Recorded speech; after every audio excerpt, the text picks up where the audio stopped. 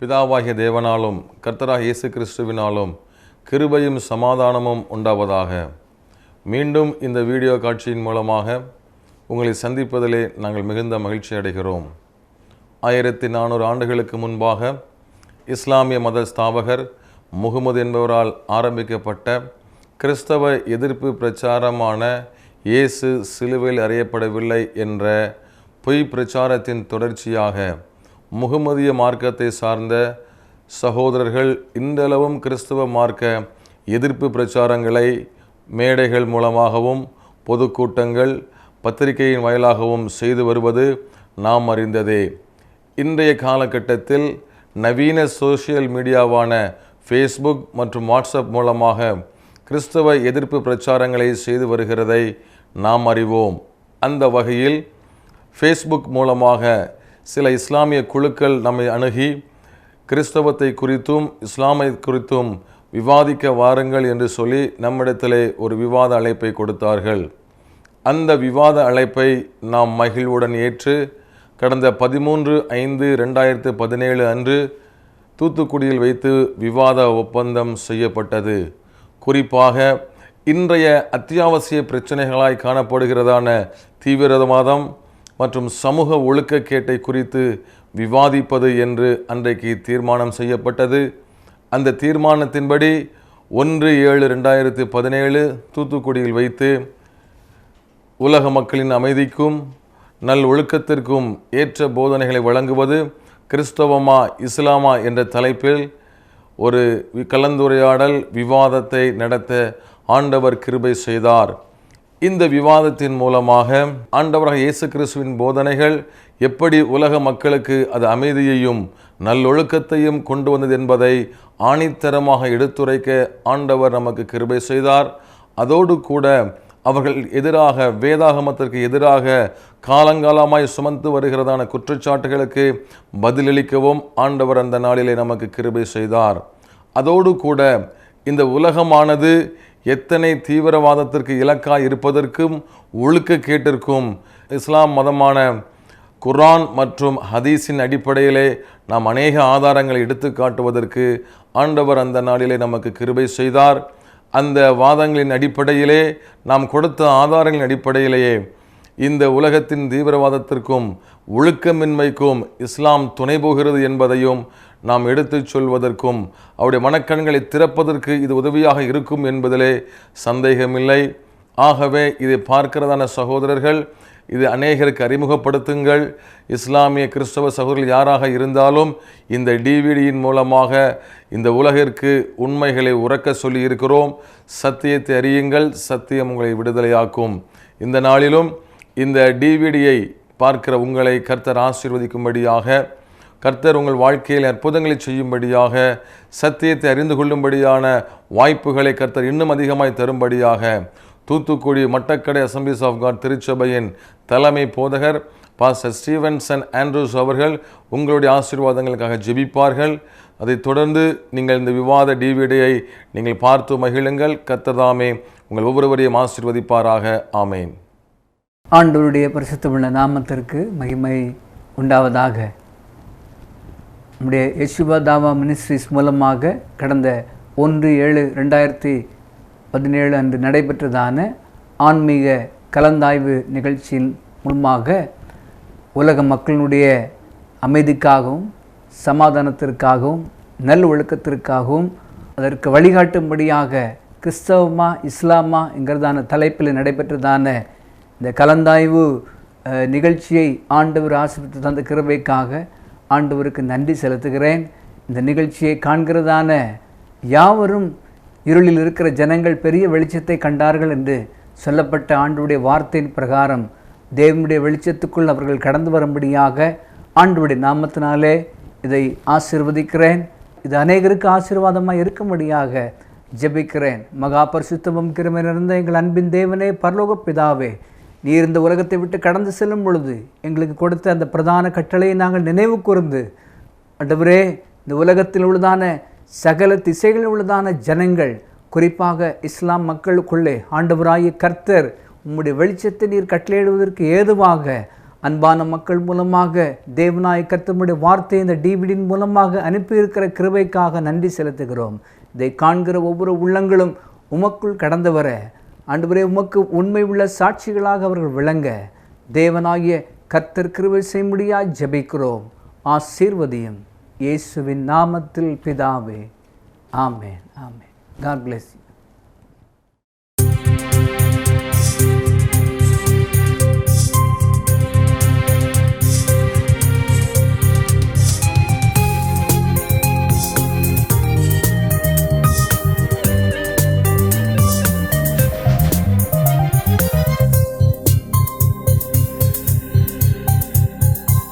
கர்த்தரின் சத்தம் வல்லமை உள்ளது, கர்த்தரின் சத்தம் மகத்துவம் உள்ளது. திரண்ட தண்ணீர் மேல் ஜலப்பிரவாகம் மேல் கர்த்தரன் முழங்குகிறார். அல்லேலூயா. கர்த்தரின் சத்தம் வல்லமை உள்ளது.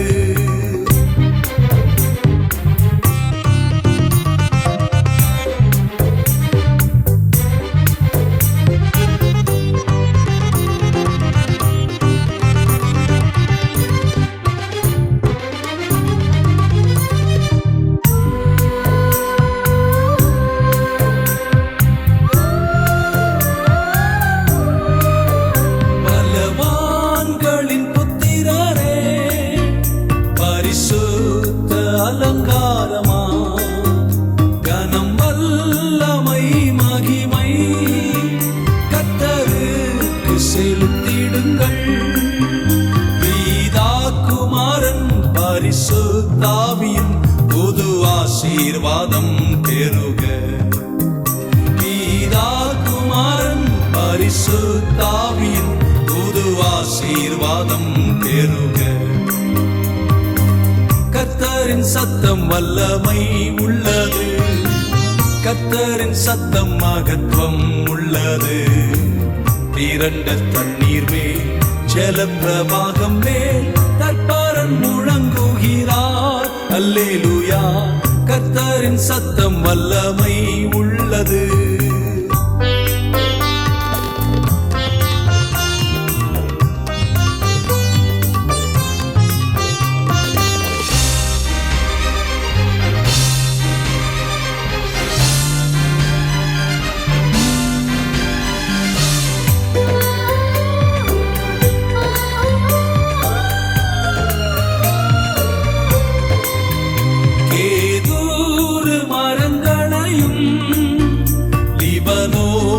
மரங்களையும் கர்த்தரின் வலிய சத்தம் கோரமாக முறிக்கின்றது. சேனை அதிபன் நமது முன்னிலே ஜெய வீரனாக செல்கிறார். சேனை அதிபன் நமது முன்னிலே ஜெய வீரனாக செல்கிறார். கர்த்தரின் சத்தம் வல்லமை உள்ளது, கர்த்தரின் சத்தம் மகத்துவம் உள்ளது. திரண்ட தண்ணீர் மேல் ஜலப்பிரவாகம் மேல் கர்த்தரன் முழங்குகிறார். அல்லேலூயா. கர்த்தரின் சத்தம் வல்லமை உள்ளது.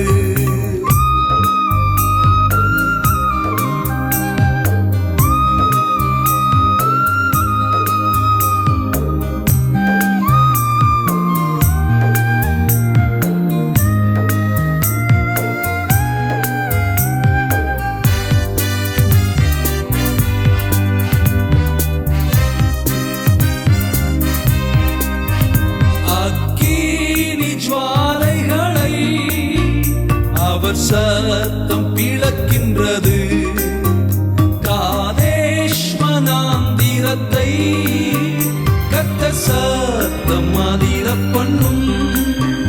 ராஜாவாகவே கர்த்தர் வீற்றிருப்பார். ராஜரீகம் எங்கும் முழங்கும். ராஜாவாகவே கர்த்தர் வீற்றிருப்பார். ராஜரீகம் எங்கும் முழங்கும். கர்த்தரின் சத்தம் வல்லமை உள்ளது, கர்த்தரின் சத்தம் மகத்துவம் உள்ளது. திரண்ட தண்ணீர் மேல் ஜல பிரவாகம் மேல் கர்த்தரன் முழங்குகிறார். அல்லேலூயா, கர்த்தரின் சத்தம் வல்லமை உள்ளது.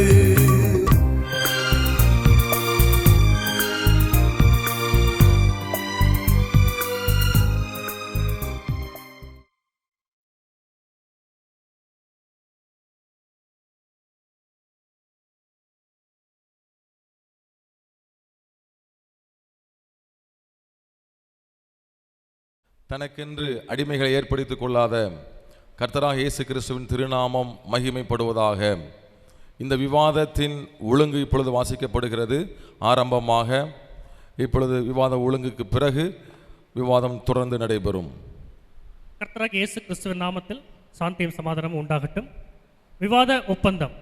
யெஷுவா தாவா மினிஸ்ட்ரிஸ் குழுவினருக்கும் முகநூல் இஸ்லாமிய சகோதரர்களுக்கும் இடையே தூத்துக்குடி ஹோட்டல் கீதா இன்டர்நேஷனலில் வைத்து 14/5/2017 ஞாயிற்றுக்கிழமை அன்று கீழ்கண்டவாறு விவாத ஒப்பந்தம் செய்யப்பட்டது. முதலாவது, ஒய்டிஎம் சார்பாக கலந்து கொண்டவர்கள்: number 1 K Sudhakar Kannan, number 2 K Dhinakaran, number 3 Asir Richard, number 4 Karpagaraj. அடுத்தபடியாக முகநூல் முஸ்லிம்கள் சார்பாக கலந்து கொண்டவர்கள்: number 1 Sanofar Ali, number 2 Mohammed Niyamathullah, number 3 Shihabudeen, number 4 Khaja Maideen. மூன்றாவதாக விவாதத்தின் தலைப்பு: மனுக்குலம் அமைதியுடனும் நல்லொழுக்கங்களுடனும் வாழ்வதற்கு ஏற்ற போதனைகளை வழங்கும் மார்க்கம் கிறிஸ்தவமா இஸ்லாமா? ஒய்டிஎம் நிலைப்பாடு: மனுக்குலம் அமைதியுடனும் நல்லொழுக்கங்களுடனும் வாழ்வதற்கு ஏற்ற போதனைகளையும் அறிவுரைகளையும் வழங்குவது கிறிஸ்தவமே. இன்றைய அமைதியற்ற சூழ்நிலைக்கும் உலக பயங்கரவாதத்திற்கும் அடிப்படையாகவும் முழு முதற் காரணமாகவும் இருப்பது இஸ்லாம் மார்க்க போதனையே. உலகில் காணப்படும் சமூக ஒழுக்கக்கேட்டிற்கு இஸ்லாத்தின் போதனைகளும் முக்கிய காரணமாக உள்ளது என்பது ஒய்டிஎம் நிலைப்பாடு. முகநூல் முஸ்லிம் நிலைப்பாடு: அமைதி மற்றும் நல்லொழுக்க வாழ்விற்கு இஸ்லாம் வழிகாட்டியாக உள்ளது, கிறிஸ்தவம் அல்ல என்பது முகநூல் முஸ்லிம்களின் நிலைப்பாடு. நான்காவதாக விவாத இடம்: ஹோட்டல் கீதா இன்டர்நேஷனல் தூத்துக்குடி. ஐந்தாவதாக விவாத நாள்: 1/7/2017 சனிக்கிழமை. நம்பர் 6 கால அமர்வு: முதல் அமர்வு 9 மணி முதல் மதியம் 1:15 மணி வரை இருந்தது. சாப்பாடு இடைவேளை மதியம் 1:15 முதல் 2:30 மணி வரை. இரண்டாம் அமர்வு மதியம் 2:30 மணி முதல் மாலை 6:45 மணி வரை. ஏழாவதாக விவாத செலவு: அரங்க வாடகை, டீ, பிஸ்கட்ஸ், தண்ணீர் மற்றும் இரு தரப்பும் பொதுவாக பயன்படுத்தும் செலவுகளை சமமாக பகிர்தல். நம்பர் 8 பார்வையாளர்கள்: ஒவ்வொரு தரப்பிலும் தலா 15 நபர்கள் வீதம் மொத்தம் 30 நபர்கள் மட்டும் பார்வையாளர்களாக அனுமதிக்கப்படுவார்கள். நம்பர் 2 ஒவ்வொரு அமர்வு தொடங்குவதற்கு 5 நிமிடங்களுக்கு முன்பாகவே இருக்கையில் அமர வேண்டும். அமர்வின் இடையில் அரங்கை விட்டு வெளியே செல்பவர் அந்த அமர்வு முடியும் வரை எக்காரணம் கொண்டும் அரங்கினுள் அனுமதிக்கப்பட மாட்டார். நம்பர் 4 அரங்கினுள் செல்போன், வாக்மேன், ஒளி பதிவு கருவிகள் எதுவும் பயன்படுத்தப்படக்கூடாது.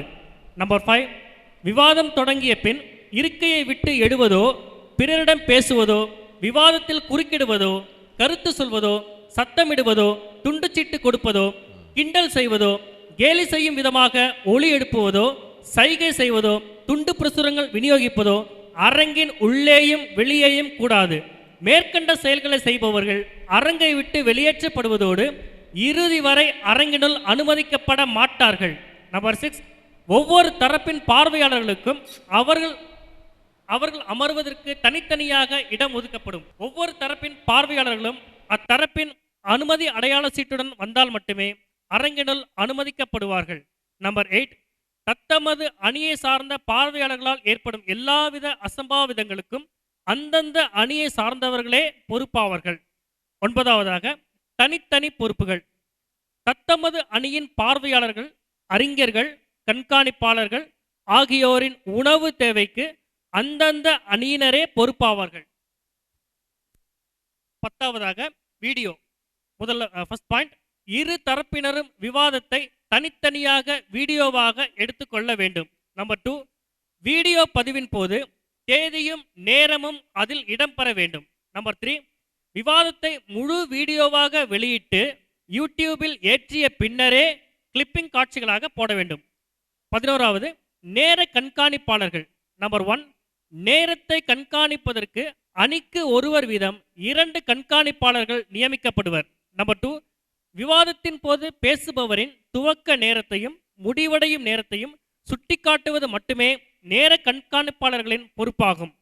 12வதாக, விவாதிப்போர். நம்பர் 1, விவாதிப்போர் விவாத தலைப்புக்கு உட்பட்டே விவாதிக்க வேண்டும். நம்பர் 2, தரப்புக்கு 5 நபர்கள் விவாதிப்பார்கள். நம்பர் 3, விவாதிப்போர் அவர்களின் உதவியாளர்கள், நேர கண்காணிப்பாளர்கள், மின்சார ஒளி அமைப்பாளர்களை தவிர வேறு யாரும் மேடையில் ஏற அனுமதி இல்லை. நம்பர் 4, விவாதிப்போருக்கு மட்டுமே ஒலிபெருக்கியை பயன்படுத்த அனுமதி உண்டு. நம்பர் 5, விவாதிப்போர் தனிநபர் தாக்குதல் செய்யாமல் கண்ணியமான வார்த்தைகளை மட்டுமே பயன்படுத்த வேண்டும். 13வதாக, விவாத ஒழுங்குகள். நம்பர் 1, விவாதத்தின் போது இரு தரப்பினரும் 18+2 நிமிடங்கள் என்ற அடிப்படையில் சரிசமமாக விவாதிக்க வேண்டும். இதில் முதல் 18 நிமிடங்கள் மட்டுமே விவாதம் நடைபெறும். மற்ற 2 நிமிடங்கள் அமைதி காக்க வேண்டும். நம்பர் 2, விவாதத்தின் போது இரு தரப்பினரும் பொதுமக்களை நோக்கியே பேச வேண்டும். 14வதாக, விவாத அடிப்படை. நம்பர் 1, மூல நூல்களில் இருந்தே ஆதாரம் காட்ட வேண்டும். அவை அச்சுப்பிரதியாகவோ மென்பொருள் அச்சுப்பிரதியாகவோ இருக்கலாம். மாற்று அணியினர் கேட்கும்போது அவற்றை காண்பிக்க வேண்டும். நம்பர் 2, ஒவ்வொரு தரப்பினரும் வாதத்தின் போது அவர்கள் எடுத்து வைக்கும் வாதத்திற்கு அவர்கள் மட்டுமே பொறுப்பாளியாவார்கள். 15வதாக, பொதுவானவை. நம்பர் 1, விவாதிக்கும் இரு தரப்பும் உடன்பட்டால் ஒழிய எந்த விதியையும் மாற்றக்கூடாது. நம்பர் 2, இரு தரப்பினரும் ப்ரொஜெக்டர் போன்றவற்றை பயன்படுத்தி கொள்ளலாம். நம்பர் 3, விவாதம் நடைபெறும் அரங்கத்தில் உள்ளேயும் வெளியேயும் எவ்வித வியாபாரமும் செய்யக்கூடாது. கர்த்தரின் நாமம் மகிமைப்படுவதாக. தனக்கென்று அடிமைகளை ஏற்படுத்திக் கொள்ளாத கர்த்தராக இயேசு கிறிஸ்துவின் திருநாமம் மகிமைப்படுவதாக. மனுக்குலம் அமைதியுடனும் நல்லொழுக்கத்துடனும் வாழ்வதற்கேற்ற போதனைகளை வழங்குவது கிறிஸ்தவமா இஸ்லாமா? ஏன் இந்த தலைப்பை நாம் தேர்ந்தெடுத்தோம் என்று சொன்னால், ஏன் இதை விவாத பொருளாக தலைப்பாக நாம் எடுத்தோம் என்று சொன்னால், இன்றைய உலகில் மனிதனுக்கு மிக பெரும் சவாலாகவும் பெரும் அச்சுறுத்தலாகவும் இருப்பது தீவிரவாதம். இவற்றை களையவும் இன்றைய சமுதாய சீரழிவுக்கு காரணமான ஒழுக்கக்கேட்டை களையெடுக்கவும் இந்த தலைப்பு உதவும். அது மட்டுமல்ல, இஸ்லாமிய நடுநிலையாளர்கள் மற்றும் மாற்று மத சிந்தனையாளர்களுக்கு இன்னும் வெளியிலே சொல்லப்பட்டிராத அநேக உண்மைகளை இந்த விவாதத்தின் மூலமாக நாம் கொண்டு வருவதுதான் இந்த விவாதத்தின் நோக்கமாக இருக்கிறது. இந்த முதல் அமர்விலே நாங்கள் ஆதாரமாக வைக்கிறதான எங்கள் தரப்பில் வைக்கக்கூடியதான வாதம், கிறிஸ்தவம் எப்படி அமைதியை போதிக்கிறது, மனிதகுல வாழ்விற்கு கிறிஸ்தவம் சொல்லுகிறதான வாழ்க்கை நெறிமுறைகள் என்ன, இவைகளை நாம் பின்பற்றி நாம் நடப்போம் என்று சொன்னால் இந்த மனுக்குலம் மிகுந்த அமைதியுடனும் நல்ல ஒழுக்கங்களுடன் வாழும் என்பதிலே மாற்று கருத்து இல்லை. இதற்கு ஆதாரமாக உலகிலே நீங்கள் பார்ப்பீர்கள் என்று சொன்னால் எத்தனையோ விதமான மகான்கள் தோன்றியிருக்கிறார்கள், அறிஞர்கள், இன்னும் ஏராளமான சிந்தனையாளர்கள், இன்னும் அநேக தத்துவ ஞானிகள் தோன்றியிருக்கிறார்கள். அவர்கள் பல தத்துவங்களை, சித்தாந்தங்களை, பலவிதமான கருத்துக்களை, உலக மக்கள் அமைதியுடன் வாழ்வதற்கு பல கருத்துக்களை சொல்லி சென்றிருக்கிறார்கள்.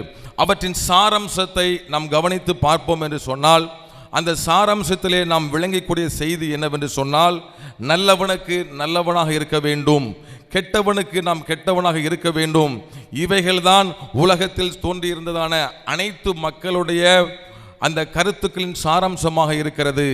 ஆனால் சுமார் 2000 ஆண்டுகளுக்கு முன்பாக யூதயா தேசத்திலே கர்த்தராகிய இயேசு கிறிஸ்துவானவர் அவர் தன்னுடைய உலக பிரசித்தி பெற்றதான மலை பிரசங்கத்திலே அவர் சொல்லுகிற போது எல்லா சிந்தனையாளர்களின் சிந்தனைகளுக்கு மாற்றமாக ஒரு கருத்தை அங்கே ஆணித்தரமாக மனித உலகத்திற்கு அவர் எடுத்து சொன்னார். அப்படி சொல்லுகிறதான வசனம் மத்தேயு 5ஆம் அதிகாரம் 5, 6, 7 அதிகாரங்களை வாசிக்கும் போது வேதாகமத்தில் நாம் விளங்கிக் கொள்ள முடியும். குறிப்பாக அதில் 5ஆம் அதிகாரம் 44ஆம் வசனத்திலே நாம் கவனிக்கிற போது அங்கே கர்த்தராகிய இயேசு கிறிஸ்து சொல்லும்போது, நான் உங்களுக்கு சொல்லுகிறேன், உங்கள் சத்துருக்களை சிநேகியுங்கள், உங்களை சபிக்கிறவர்களை ஆசீர்வதியுங்கள், உங்களை பகைக்கிறவர்களுக்கு நன்மை செய்யுங்கள், உங்களை நிந்திக்கிறவர்களுக்காகவும் உங்களை துன்பப்படுத்துகிறவர்களுக்காகவும் ஜெபம் பண்ணுங்கள் என்று ஆண்டவர் அங்கே அற்புதமாய் சொன்னார். அதனுடைய பொருள் என்ன? இதுவரை உலகம் சொல்லிக் கொடுத்ததான செய்தி, உங்கள் சத்துருக்களை நீங்கள் வெறுத்து விடுங்கள், உங்களை சத்துருக்களை அழியுங்கள் என்று சொல்லி கொண்டு வந்ததான உலகத்திலே எந்த மனிதனும் சொல்லிராத அற்புதமான உலகம் மனிதன் அமைதியுடன் வாழ்வதற்கு சொன்னதான செய்தி, நீங்கள் சத்துருக்களை சிநேகிக்க வேண்டும். உலகம் சபிக்கிறவர்களை அவர்களை திருப்பி சபியுங்கள் என்று சொல்லி கொண்டிருந்ததான உலகத்திலே இயேசு கிறிஸ்து அதற்கு மாற்றமாக சொன்னார், உங்களை சபிக்கிறவர்களை நீங்கள் ஆசீர்வதிங்கள் என்று சொன்னால், உங்களை பகைக்கிறவர்களை நீங்கள் திரும்பி பகையுங்கள் என்று உலகம் சொல்லிக் கொண்டிருந்த வேளையிலே, தத்துவவாதிகள் சொல்லிக் கொண்டிருந்த வேளையிலே கர்த்தராகிய இயேசு சொன்னார், உங்களை பகைக்கிறவர்களுக்கு நன்மை செய்யுங்கள் என்று சொன்னார். அது மாத்திரமல்ல, உங்களை நிந்திக்கிறவர்களுக்காகவும் உங்களை துன்பப்படுத்துவதற்காகவும் நீங்கள் ஜெபம் பண்ண வேண்டும் என்று ஆண்டவராகிய இயேசு இந்த பூமியிலே வாழ்ந்தபோது மனிதனுக்கு அறிவுரையாக அநேக போதனைகளை அவர் சொன்னார் என்று நீங்கள் வேதாகமத்தில் வாசிக்க முடியும். இவைகள் எதை காண்பிக்கிறது என்று சொன்னால், மனிதன் முழுவதும் அமைதியுடனும் நல்ல ஒழுக்கத்துடனும் வாழ்வதற்கு வேதாகமத்திலே அற்புதமான போதனைகள் அங்கே சொல்லப்பட்டிருப்பதை நாம் பார்க்க முடியும். உலக வரலாற்றிலே எந்த மனிதனும் சொல்லியிராத, எந்த மனித சிந்தனையிலும் தோன்றியிராத இப்படிப்பட்ட உயர்ந்தரமான கருத்துக்களையும் சத்தியங்களையும் இயேசு மனுக்குலத்திற்கு கொடுத்து விட்டு போயிருக்கிறார். இந்த சத்தியத்தை கிறிஸ்தவர்கள் கடைபிடிப்பார்கள் என்று சொன்னால், உலகம் கடைபிடிப்பார்கள் என்று சொன்னால், உலக மக்கள் அனைவருமே அமைதியுடனும் நல்லொழுக்கத்துடனும் வாழ முடியும் என்பதிலே சந்தேகமில்லை. உதாரணமாக நாங்கள் ஒன்றை சொல்ல விரும்புகிறோம். 1999ஆம் ஆண்டு ஜனவரி திங்கள் 23ஆம் நாள் ஒரிசா மாநிலத்திலே மனோகர்பூர் என்ற இடத்திலே அங்கே கிறிஸ்தவ மிஷனரி கிரகம் ஸ்டெயின்ஸ் என்று சொல்லக்கூடிய ஒரு அற்புதமான ஊழியக்காரர் மத வெறியர்களால் தீயிட்டு கொளுத்தப்பட்ட சம்பவம் உலக வரலாற்றிலே அதிர்ச்சியை ஏற்படுத்தினதான ஒரு சம்பவம். இந்திய அரசிற்கு அது தலைகுனிவை ஏற்படுத்தப்பட்ட ஒரு சம்பவமாய் இன்றைக்கும் அது காணப்படுகிறது. அந்த சம்பவத்திலே அவர் எரித்து தன்னுடைய 2 பச்சிளம் குழந்தைகளோடு கூட எரித்து கொல்லப்பட்டதான அந்த சம்பவத்தை நீங்கள் கவனித்து பார்ப்பீர்கள் என்று சொன்னால், அந்த சம்பவத்திலே அவர்கள் இறுதி ஊர்வலத்திலே அங்கே நடைபெற்றதான ஒரு அற்புதமான ஒரு காரியத்தை நாம் பார்க்க முடியும். அந்த இறுதி ஊர்வலத்திலே அங்கே நாம் பார்க்கிற போது அது கண்டன ஊர்வலமாக அல்ல, அந்த இடத்திலே அது ஆர்ப்பாட்டமாகவும் அல்ல, அது அமைதி ஊர்வலமாகவும் அங்கே கிறிஸ்தவர்கள் ஏராளமான பொதுமக்கள் அதில் கலந்து கொண்டார்கள். அங்கே ஏந்தி வந்ததான பலகை, லவ் தை எனிமி, உன் சத்துருக்களை சிநேகியுங்கள் என்று கர்த்தராகிய இயேசு கிறிஸ்து அங்கே சொல்லிவிட்டு போன அந்த வார்த்தையை வெளிப்படையாக கிறிஸ்தவர்கள் காண்பித்து எதிரிகளையும் நேசிக்கிறோம் என்கிறதான இந்த சத்தியத்தை உலகத்திற்கு பறைசாற்றினவர்களாக அந்த இடத்தில் நாம் பார்க்க முடியும்.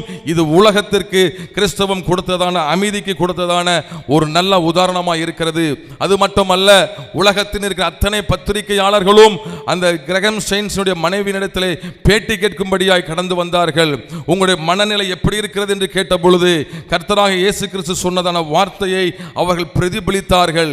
என்னுடைய கணவரையும் 2 பச்சிளம் பிள்ளைகளையும் எரித்து கொண்டவர்களை நான் நேசிக்கிறேன் என்று சொல்லக்கூடியதான அளவிலே கிறிஸ்தவம் அவர்களை பக்குவப்படுத்தி இருந்தது. கிறிஸ்தவத்தின் உபதேசத்தை ஒரு மனிதன் கைக்கொள்வான் என்று சொன்னால் இது முழு உலகத்திற்கும் ஆசீர்வாதத்தையும் சமாதானத்தையும் கொண்டு வரும் என்பதற்கு சிறந்த உதாரணமாக அந்த சம்பவம் நடைபெற்றது என்பதை நாங்கள் முதலாவதாக பதிவு செய்துவிட்டு, கர்த்தராகிய இயேசு கிறிஸ்துவின் உபதேசம் எத்தனை தெளிவானது, அது அமைதிக்கு நேராய் கொண்டு போகிறது என்பதை நாங்கள் இப்பொழுது முதல் அமர்வில் நாங்கள் பதிவு செய்து கொள்கிறோம். அது மாத்திரமல்ல, வேதாகமம் சொல்லுகிற அற்புதமான சத்தியங்களை நீங்கள் கவனித்து பார்ப்பீர்கள் என்று சொன்னால், தனக்கு எதிராக தன்னை துன்புறுத்தவர்கள் மீது கருணை காட்ட சொல்லும்படியாக வேதாகமம் போதிக்கிற நீங்கள் வாசிக்க முடியும். அப்பொழுது இயேசுவோடு இருந்தவர்கள் ஒருவன் கை நீட்டி தன் பட்டயத்தை உருவி பிரதான ஆசாரனுடைய காதை வேலைக்காரன் மல்குஸ் என்று சொல்லக்கூடிய அந்த வேலைக்காரனுடைய காதை வெட்டுகிறதை நாம் பார்க்க முடியும். அப்பொழுது அங்கே இயேசு சொன்னதான உபதேசத்தை நீங்கள் கவனித்து பார்ப்பீர்கள் என்று சொன்னார். தன்னுடைய சீஷன் தன்னை கைது செய்ய வந்த போது எதிர்த்ததான அந்த சீஷனுக்கு அவர் சொன்னதான சட்டம், உன் பட்டயத்தை திரும்ப உன் உரையிலே போடு, பட்டயத்தை எடுக்கிற யாவரும் பட்டயத்தால் மடிந்து போவார்கள் என்று கர்த்தராகிய இயேசு கிறிஸ்து தன்னை துன்புறுத்தும்படி வந்த, தன்னை சிலுவையில் அடிக்கும்படியான வந்ததான மக்களுக்கு எதிராக நீ யுத்தம் செய்யாதே, நீ பட்டயத்தை எடுக்கக்கூடாது என்பதாக இயேசு மிக தெளிவாக இந்த உலகத்திற்கு ஒரு செய்தியை சொல்லிவிட்டு போனார். கிறிஸ்தவர்கள் யாவரும் இப்படி பட்டயத்தை எடுப்பதற்கு, உலக மக்கள் யாவரும் பட்டயத்தை எடுக்கக்கூடாது என்கிறதான போதனையை கிறிஸ்தவம் உலகத்துக்கு வழங்கி இருக்கிறது. அது மாத்திரமல்ல, முக்கியமான இன்னொரு வேத பகுதிகள் கவனித்து பார்ப்பீர்கள் சொன்னால், மார்க்கு எழுதின சுவிசேஷம் 8ஆம் அதிகாரத்தில் நீங்கள் வாசிக்கும் பொழுது, மதத்தின் பேரிலே வற்புறுத்துதல் கூடாது. கிறிஸ்தவம் காண்பிக்கிறதான உயர்தரமான சிந்தனைகளை நீங்கள் பார்க்க வேண்டும். அதில் நீங்கள் வாசிக்கும் பொழுது, கிறிஸ்துவின் உபதேசத்தை மக்களிடையே எடுத்து சொல்ல வேண்டியது ஒரு கிறிஸ்தவனின் கடமை. சீஷர்கள் கிறிஸ்துவின் சுவிசேஷத்தை மக்கள் மத்தியிலே கொண்டு போகிற போது யாரும் ஏற்றுக்கொள்ளாவிட்டால், அந்த செய்தியை ஏற்றுக்கொள்ளாவிட்டால், அந்த சத்தியத்தை ஏற்றுக்கொள்ளாவிட்டால் என்ன செய்ய வேண்டும் என்று வேதாகமம் அற்புதமாய் படம் பிடித்து காட்டுகிறது. அங்கே சொல்லுகிறத பார்க்கும்போது, எவர்களாகிலும் உங்களை ஏற்றுக்கொள்ளாமலும் உங்கள் வசனத்தை நீங்கள் கேளாமலும் இருந்தால் நீங்கள் அவ்விடம் விட்டு புறப்படும் போது அதற்கு சாட்சியாக உங்கள் காலில் கிடக்கிற தூசியை உதறிவிட்டு போட்டுவிட்டு போய்விடுங்கள் என்று சொன்னார். இதிலிருந்து நாம் படிக்கிற செய்தி என்ன? மதத்தின் பேராலே எந்த வற்புறுத்தலும் செய்யக்கூடாது, மதத்திற்காக யுத்தம் செய்யக்கூடாது, மதத்தை கர்த்தருடைய வாசனத்திற்காக நீ ஏற்றுக்கொள்ளாதவர்களை நீ வலிய திணிக்க கூடாது, இந்த கருத்தை நீ அதிகமாக நீ அவர்களை வற்புறுத்தி நீ செய்யக்கூடாது என்பதை கர்த்தராகிய இயேசு கிறிஸ்து அற்புதமாய் இந்த உலகத்திற்கு சொல்லிக் கொடுத்திருக்கிறார். தன்னுடைய சீஷர்களுக்கு அதை கற்றுக் கொடுத்திருக்கிறார். ஆகவே நம்முடைய கிறிஸ்தவத்தின் கருத்துக்களை, நற்செய்திகளை ஏற்றுக்கொள்ளாதவர்களை மிரட்டியோ உருட்டியோ இல்லை மற்ற மதத்தினர் செய்கிறது போல, குறிப்பாக இஸ்லாமிலே செய்கிறது போல இப்படி வற்புறுத்தும்படியான காரியங்கள் கிறிஸ்தவத்தில் செய்யக்கூடாது என்பது வேதாகமம் கற்றுக் கொடுத்திருக்கிற அற்புதமான சத்தியத்தை நாம் பார்க்க முடியும். அது மாத்திரமல்ல, சக மனிதர்களோடு கூட எப்படி வாழ வேண்டும் என்பதை வேதாகமத்தில் நாம் வாசிக்க முடியும். அதில் நீங்கள் மத்தேயு 5ஆம் அதிகாரம் 11ஆம் வசனத்திலே அதை குறித்து வேதம் அற்புதமாய் சொல்லுகிறது. என் நிமித்தம் உங்களை நிந்தித்து துன்படுத்தி பலவிதமான தீமையான மொழிகளை உங்கள் பேரில் பொய்யாய் சொல்வார்கள் என்று சொன்னால் பாக்கியவான்களாய் இருங்கள். இயேசு கிறிஸ்துவின் சுவிசேஷத்தை கொண்டு போகிற போது ஒருவேளை உங்களுக்கு துன்பம் ஏற்படலாம், ஒருவேளை அவர்கள் உங்களுக்கு எதிராக தீமையான காரியங்களை செய்யலாம். அப்படி செய்யும் பொழுது பொய்யாய் சொல்வார்கள் என்று சொன்னால் என்ன செய்ய வேண்டும்? அதற்கான வழிமுறைகளை இயேசு சொல்லுகிறார். நீங்கள் சந்தோஷப்பட்டு களி கூறுங்கள். தனக்கு எதிராக பொய்யாக குற்றச்சாட்டுக்களை சொல்லியும் செய்தும் துன்பப்படுத்தியும் ஒரு மனிதனுக்கு எதிராக, கிறிஸ்தவர்களுக்கு எதிராக செய்கிற போது அங்கே கர்த்தர் இயேசு திரும்பி தாக்கும்படியாக சொல்லவில்லை, திரும்பி அவர்களை துன்பப்படுத்தும்படியாக சொல்லாதபடி அற்புதமாய் சொல்லியிருக்கிறார். நீங்கள் சந்தோஷப்பட்டு களி கூறுங்கள், அவர்களுக்கு தீங்கை செய்யாதிருங்கள் என்று ஆண்டவர் இயேசு சொன்னார். இப்படியாக சக மனிதர்களோடு கூட அற்புதமான முறையிலே, சமாதான முறையிலே வாழும்படியாக கிறிஸ்தவம் மனுக்குலத்திற்கு போதித்திருக்கிறது. அது மாத்திரமல்ல, வேதாகமத்தை நீங்கள் கவனமாய் வாசிக்கும் பொழுது சக மனிதர்களோடு கூட அவர்கள் நெருக்கத்துடன் வாழ வேண்டும், சக மனிதர்களை அன்பு கூர்ந்தவர்களாய் வாழ வேண்டும் என்று பரிசுத்த வேதாகமம் அற்புதமாய் அங்கே சுட்டி காண்பிருக்கிறதை நாம் பார்க்க முடியும். எபிரேயர் 12ஆம் அதிகாரம் 14ஆம் வசனத்திலே வாசிக்கும் பொழுது வேதாகமம் மனிதர்களுக்கு, கிறிஸ்தவர்களுக்கு அங்கே கொடுத்ததான செய்தி, உலக மக்களுக்கு கொடுத்ததான செய்தி, யாவரோடும் சமாதானமாய் இருங்கள். எந்த மதத்தின் பெயராலேயோ இனத்தின் பெயராலேயோ நாம் அங்கே சண்டைகள் போடக்கூடாது என்று வேதவசனம் நமக்கு கற்றுக் கொடுக்கிறது. சக மனிதர்களோடு கூட நீங்கள் அன்பு கூற வேண்டும், எதிராளிகளோடு கூட நீங்கள் நேசிக்க வேண்டும். இப்படிப்பட்டதான உயர்தரமான சிந்தனைகள் வேதாகமம் வெளிப்படுத்திக் கொண்டு வருகிறதை நீங்கள் பார்க்க முடியும். ஆனால் நீங்கள் அதே நேரத்தில் நீங்கள் இஸ்லாத்தை கொஞ்சம் நீங்கள் திரும்பி பார்ப்பீர்கள் என்று சொன்னால், நீங்கள் சூரா 5ஆம் அதிகாரம் 51ஆம் வசனத்தில் வாசிக்கும் பொழுது, நம்பிக்கையாளர்களே நீங்கள் யூதர்களையும் கிறிஸ்தவர்களையும் நீங்கள் நண்பர்களாக எடுத்துக்கொள்ளாதிருங்கள் என்கிற செய்தியை குர்ஆனிலே நீங்கள் வாசிக்க முடியும். நீங்கள் கவனித்து பாருங்கள், நம்பிக்கையாளர்கள் ஒரு நல்ல வார்த்தைகளை பயன்படுத்தப்பட்டிருக்கிறது. இஸ்லாமை நம்புகிறவர்கள், அல்லாஹ்வை நம்புகிறவர்கள், முகமதையும் ரசூலாகிய முகமதை நம்புகிறவர்கள் என்ன செய்ய வேண்டுமாம்? யூதர்களையும் கிறிஸ்தவர்களையும் நண்பர்களாக எடுத்துக்கொள்ளாதே. மதத்தின் பெயராலே அங்கே பிளவை உண்டாக்குகிறதை நாம் பார்க்கிறோம். அவர்களை நண்பர்களாக்கி கொள்ளாதே, நீ நேசிக்காதே. இன்னொரு மொழிபெயர்ப்பு சொல்லுகிறது, நீ அவர்களை காப்பாளர்களை மாற்றிக்கொள்ளாதே என்று அங்கே மனிதர்களை அல்லாஹ் பிரித்து விளையாடுகிறதை பார்க்கிறோம். மதத்தின் பெயராலே நீ அன்பு கூறக்கூடாது என்று மனிதனுக்குள்ளே குழப்பத்தையும் பிரிவினைகளையும் இந்த அல்லாஹ் ஏற்படுத்தி இருக்கிறான் என்பதை நாங்கள் இங்கே ஆணித்தரமாக பதிவு செய்கிறோம். கர்த்தராக இயேசு கிறிஸ்துவின் உபதேசமும் வேதாகமத்தின் உபதேசத்தை நீங்கள் கவனிக்கும் போது யாவரோடும் சமாதானமும் அன்புடனும் இருக்க வேண்டும், எந்த மதத்தின் பெயராலே பிரிவினை இருக்கக்கூடாது என்பது வேதாகமத்தின் சட்டம். ஆகவே நீங்கள் வேதாகமத்தின் சட்டத்தை நீங்கள் பின்பற்றுவீர்கள் என்று சொன்னால் உலகத்திற்கு அது அமைதியை உண்டாக்கும் என்பதிலே மாற்று கருத்து இருக்க முடியாது. அடுத்ததாக நீங்கள் வேதத்தை நீங்கள் கவனமாக வாசிக்கும் பொழுது நீங்கள் சட்டங்களை பழைய ஏற்பாட்டு காலங்களில் நீங்கள் பார்க்கும் பொழுது தேசத்திலே சுதேசிக்கும் அந்நியனுக்கும் ஒரே சட்டம் இருக்க வேண்டும், ஒரே பிரமாணம் இருக்க வேண்டும் என்று பைபிள் அழகாக சொல்லுகிறது. ஒருவனுக்கு ஒரு சட்டமும் இன்னொருவனுக்கு இன்னொரு சட்டமும் இப்படி பிரித்து பார்க்க கூடாது என்று வேதம் சொல்லுகிறது. அதற்கு ஆதாரமாக என்னாகமம் 9ஆம் அதிகாரம் 14ஆம் வசனத்திலே நீங்கள் வாசிக்க முடியும். அது மட்டுமல்ல, அங்கே சொல்லப்பட்டிருக்கிறது, பரதேசிக்கும் சுதேசிக்கும் ஒரே கட்டளை இருக்க வேண்டும் என்று அங்கே வேதத்தில் நீங்கள் பார்க்க முடியும். வேத வசனம் அதை நமக்கு கற்றுத்தருகிறது. அது மட்டுமல்ல, நீங்கள் பைபிளை நீங்கள் சரியாக வாசிக்கும் பொழுது என்னாகமம் 15ஆம் அதிகாரம் 15-16ஆம் வசனத்திலே அங்கே ஆண்டவராகிய கர்த்தர் சொல்லுகிறார், சபையாராகிய உங்களுக்கும் உங்களிடத்தில் தங்கியிருக்கிற அந்நியனுக்கும் ஒரே பிரமாணம் இருக்க வேண்டும் என்பது உங்கள் தலைமுறைகளில் நித்திய கட்டளையாய் இருக்க கடவது. கர்த்தருக்கு முன்பாக அந்நியனும் உங்களைப் போல இருக்க வேண்டும், கடவுளுக்கு முன்பாக அந்நியனும் நீங்களும் ஒரே மாதிரி இருக்க வேண்டும், ஒரே பிரமாணம் இருக்க வேண்டும், ஒரே சட்டத்திட்டங்கள் இருக்க வேண்டும், குறிப்பாக ஒரே விதமான வரி விதிப்பு இருக்க வேண்டும் என்று அங்கே கர்த்தர் சொல்லுகிறார். அதே நேரத்தில் நீங்கள் இஸ்லாமிய மார்க்கத்தை கவனித்து பார்ப்பீர்கள் என்று சொன்னால் சூரா 9ஆம் அத்தியாயம் 29ஆம் வசனத்திலே முஸ்லிம் அல்லாதவர்களின் அமைதியை கெடுக்கும்படியாக இந்த அல்லாஹ் என்பவன் சட்டத்தை அருளி இருக்கிறதை நீங்கள் பார்க்க முடியும். அந்த அத்தியாயத்தை நீங்கள் வாசிக்கும் போது வேதம் அருளப்பெற்றவர்களில் எவர்கள் அல்லாஹ்வின் மீதும் இறுதி நாளின் மீதும் ஈமான் கொள்ளாமலும் அல்லாஹ்வும் அவனுடைய தூதரும் ஹராமாக்கியவற்றை ஹராம் என கருதாமலும் உண்மை மார்க்கத்தை ஒப்புக்கொள்ளாமலும் இருக்கிறார்களோ அவர்கள் கையால் கீழ்ப்பதிலுடன் ஜிஸ்யா என்னும் வரியை, தண்ட வரியை கட்டும் வரை அவர்களுடன் போர் புரியுங்கள் என்று அங்கே நாம் பார்க்க முடியும். ஆகவே நாம் என்ன இங்கே விளங்கிக் கொள்கிறோம்?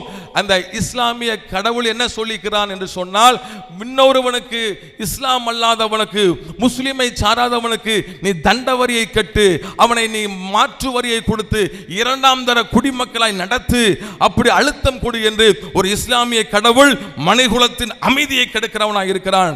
ஜிஸ்யா வரி என்று சொன்னால் என்ன? ஜிஸ்யா என்பது இஸ்லாமிய அரசால் நேரத்துக்கு தகுந்தால் போர் முஸ்லிம் அல்லாத மக்கள் மீது அநியாயமான முறையில் விதிக்கப்படும் அதிகபட்சமான வரி. இது முஸ்லிம்களுக்கு கிடையாது. இப்படி அழுத்தம் கொடுப்பதன் மூலம் முஸ்லிம் அல்லாத மக்களை முஸ்லிம் மதத்திற்கு மாற்றுவதற்காக அல்லாஹ்வின் இந்த திட்டம் என்பதை இந்த அரங்கிலே நாங்கள் பதிவு செய்து கொள்கிறோம். இந்த ஜிஸ்யா வரியை குறித்து குர்ஆனிலும் ஹதீஸிலும் எத்தனை சதவீதம் என்று எந்த குறிப்பும் கிடையாது. அழுத்தம் கொடுக்க வேண்டும். மதம் மாறுவதற்கு எத்தனை சதவீதம் வேணாலும் அந்த வரியை நீங்கள் அவன் மீது செலுத்த முடியும். இதுதான் இஸ்லாம் மார்க்கம் காண்பிக்கிறதான ஒரு வழிமுறையாக இருக்கிறது. கிறிஸ்தவம் காண்பிக்கிறதான வழிமுறையிலே எல்லா ஜனத்தையும் ஒன்று போல நேசிக்க வேண்டும், எல்லா ஜனத்திற்கும் ஒரே விதமான வரி, ஒரே விதமான சட்டம், மனுக்குலம் அமைதியுடன் வாழ வேண்டும், மதத்தின் பெயராலே வற்புறுத்தல் கூடாது என்று வேதாக மிகவும் அற்புதமாய் சொல்லி இருக்க, இஸ்லாம் மார்க்கத்திலே ஜிஸ்யா என்கிற அதிகமான வரியை கொடுத்து மக்களை இப்படி பிளவுபடுத்தி அமைதியை கெடுக்கக்கூடியதாக இந்த இஸ்லாம் மார்க்கம் இருக்கிறது என்பதை இந்த இடத்திலே நாங்கள் பதிவு செய்து கொள்கிறோம். அது மாத்திரமல்ல, போர்க்களத்திலே நீங்கள் கவனித்து பார்ப்பீர்கள் என்று சொன்னால் ஒரு நெறிமுறையை நீங்கள் பைபிளிலே பார்க்க முடியும்.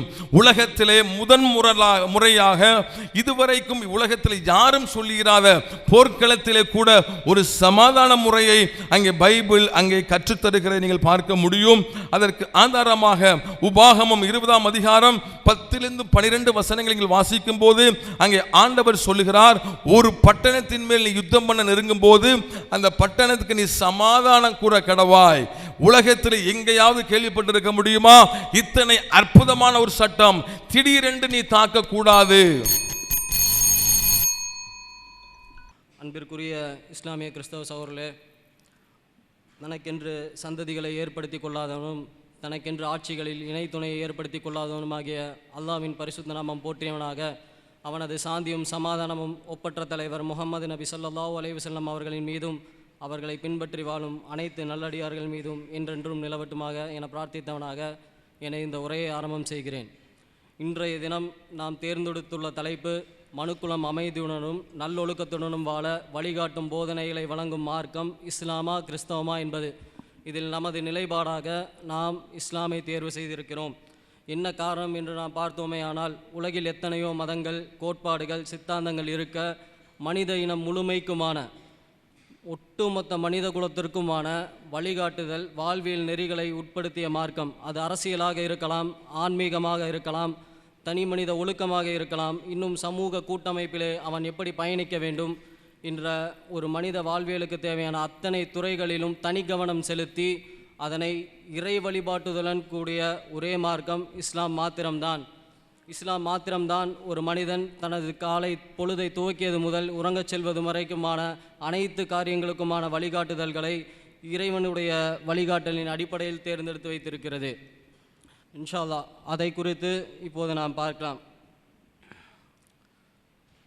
யாஹையுல்லதீன் ஆமனுத்தகுல்லாஹ யஜ்அல் லக்கும் ஃபுர்கானா, ஈமான் கொண்டவர்களே, நிச்சயமாக அல்லாஹ்விற்கு அஞ்சி நடந்து கொள்வீர்களானால் உங்களுக்கு பிரித்தறிந்து நடக்கக்கூடிய நேர்வழியை காட்டுவான். இன்னும் உங்கள் மீது பாவங்களை போக்கி அவன் உங்களை நேர்வழிப்படுத்துவான் என அல்லாஹ் நமக்கு நன்மை தீமையை பரித்தறிவிக்கக்கூடியதாக அவனது வேதத்தை நமக்கு அடிப்படையாக கற்றுத்தருகிறான். ஒரு முஸ்லீமுடைய சொல், செயல் என அவனுடைய அனைத்து அடிப்படைகளும் குர்ஆன் ஹதீஸை சார்ந்ததாகவே இருக்க வேண்டும் என அல்லாஹ் கூறுகிறான். ஈமானை அடிப்படையாக வைத்துக்கொண்டு மனித மனங்கள் முதலில் அமைதி அடைய வேண்டுமெனில் இஸ்லாம் அடிப்படையாக கூறும் ஒரு போதனை இறை நினைவில் திளைத்திருப்பது தான். இறை நினைவில் திளைத்திருப்பதை கொண்டுதான் மனித மனங்கள் அமைதி அடைய முடியும் என அல்லாஹ் தனது திருமறையில் 13ஆம் அத்தியாயத்தின் 28வது வசனத்தில் பதிவு செய்கிறான். ஒரு மனிதன் எந்த நிலை, அது அவனது இன்ப நிலையாக இருந்தால் இறைவனிடம் நன்றி செலுத்துவதிலும், துன்ப நிலையாக இருந்தால் அதற்காக இறைவனிடத்திலும் உதவி தேடுவதிலும் என இப்படித்தான் தன்னுடைய நிலைகளை அமைத்து கொள்ள வேண்டும் என இறைவன் பல்வேறு வசனங்களில் வலியுறுத்துகிறான். இதை நாம் அல் குர்ஆன் 2ஆம் அத்தியாயம் 45வது வசனங்களிலும் இன்னும் குர்ஆனுடைய பல்வேறு வசனங்களில் நாம் அதை பார்க்கலாம். இன்னும் அல்லாஹ் மனிதனுக்கு, நம்பிக்கையாளர்களுக்கு அடிப்படையாக ஒவ்வொரு தினமும் தொழுகையை கடமையாக்கி இருக்கிறான். அந்த தொழுகையும் இறையச்சத்தோடு அமைக்க வேண்டும் என்பதையும் இறைவன் கட்டளையிடுகிறான். பொடுபோக்கான தொழுகையாளிகளுக்கு கேடு என்பதையும் இறைவன் பதிவு செய்கிறான். எங்கெல்லாம் இறைவன் இணை வைப்பை குறித்து, அதாவது இன்னொரு கடவுளை வணங்குவதை குறித்து எச்சரிக்கை செய்வானோ அதற்கு அடுத்ததாக இந்த மனித குலத்திற்கு இறைவன் வசியச் செய்யக்கூடிய விஷயம், அதாவது உபதேசமாக செய்யக்கூடிய முதல் விஷயம், உங்கள் பெற்றோர்களிடம் நீங்கள் நல்ல முறையில் நடந்து கொள்ளுங்கள். எங்கெல்லாம் இறைவன் எனக்கு இணை வைக்காதீர்கள், என்னை தவிர வேறு தேவனை நீங்கள் வணங்காதீர்கள் என கூறுவானோ அதற்கு அடுத்ததாக அந்த வசனங்களில் பெற்றோரை பேணுங்கள். பெற்றோரை பேணுவதை குறித்து இஸ்லாம் இணை வைப்பிற்கு அடுத்த குற்றமாக கருதுகிறது. பெற்றோர்கள் வயதான காலத்தில் அவர்களை சீ என்று சொல்வதை அல்லாஹ் 17ஆம் அத்தியாயம் 23ஆம் வசனத்திலே தடை செய்கிறான். இன்னும் பெற்றோருக்காக செலவழிப்பது மிகச் சிறந்தது என்றும் அல்லாஹ் குறிப்பிடுகிறான். தர்மங்களை முதலில் உங்கள் பெற்றோர்களிடம், உறவினர்களிடமிருந்து தொடங்கள் என்பதை அல்லாஹ் கட்டளையாக இடுகிறான். இன்னும் ஜிஹாத் இஸ்லாமிய மார்க்கத்தில் பரவலாக வைக்கப்படும் குற்றச்சாட்டுகளில் ஒன்றும், இஸ்லாமியர்களுக்கு விருப்பமான செயல் என்று குற்றம் சுமத்தப்படும் ஜிஹாதை கூட பெற்றோர்களை பராமரிப்பதற்காக அல்லாஹ்வுடைய தூதர் ஒரு சில சகோதரர்களுக்கு அனுமதியை மறுத்துள்ளார்கள். இந்த செய்தியை நாம் ஹதீஸ்களிலே பார்க்கலாம். இன்னும் தர்மம் இஸ்லாமிய மார்க்கம் மட்டும்தான் உலகிலேயே முழுமையாக வட்டியை தடை செய்து செல்வந்தர் ஒவ்வொருவரின் மீதும் ஜக்காத்தை முழுமையாக கடமையாக்கி இருக்கிறது.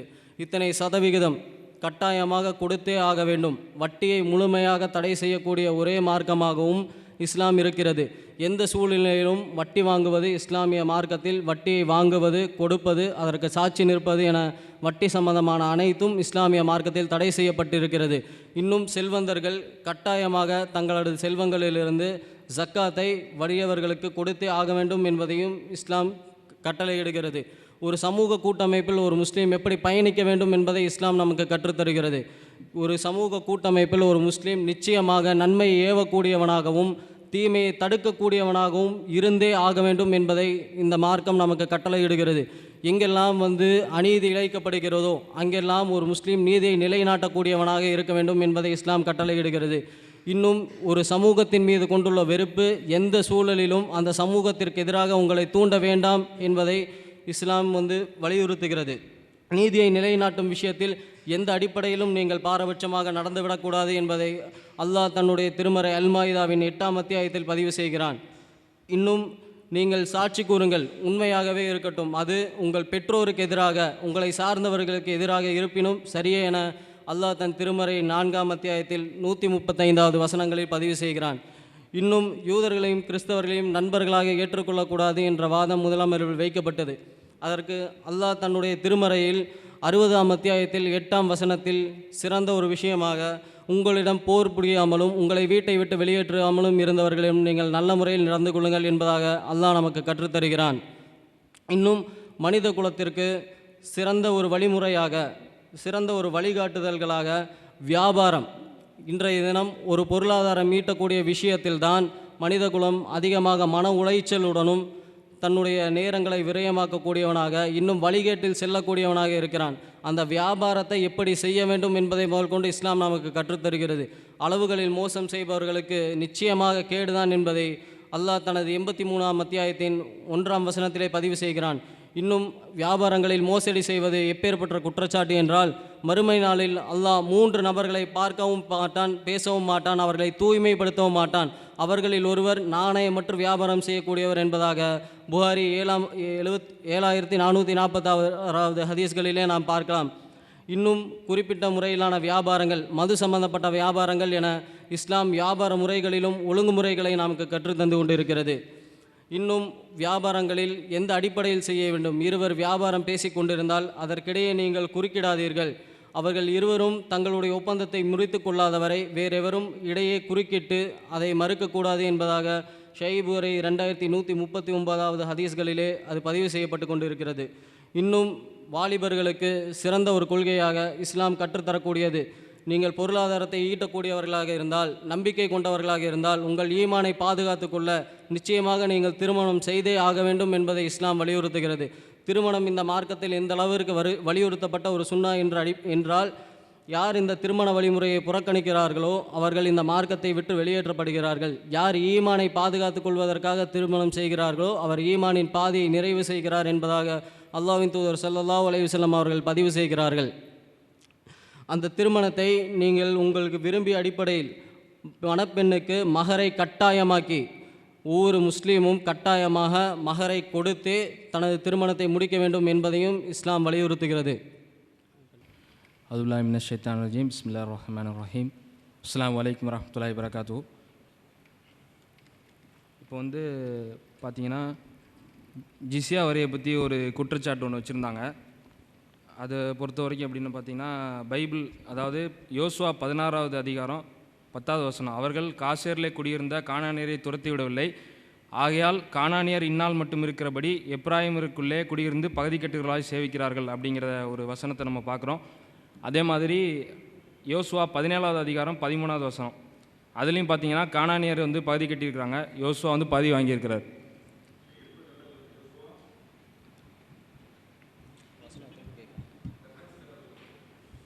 யோசுவா 16:10, யோசுவா 17:13.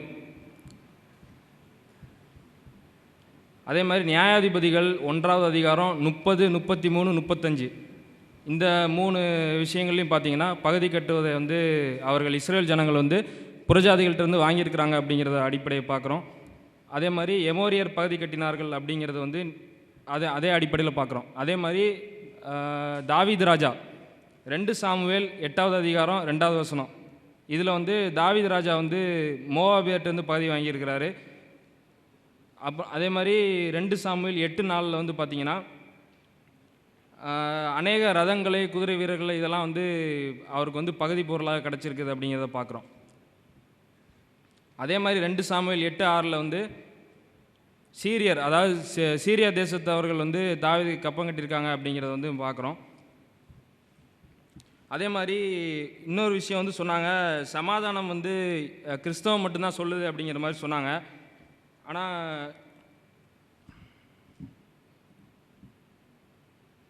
அதாவது சூரா 8வது சூறாவில் வந்து 61வது வசனம், ஃபைன் ஜலகோலி சில்மி ஃபஜின் அகலகா வ தவக்கல் அலல்லா இன்னகோ ஹுவஸ் சமியுல் அலீம் அப்படின்னு சொல்லி சொல்லப்பட்டிருக்கிறத நம்ம பார்க்குறோம்.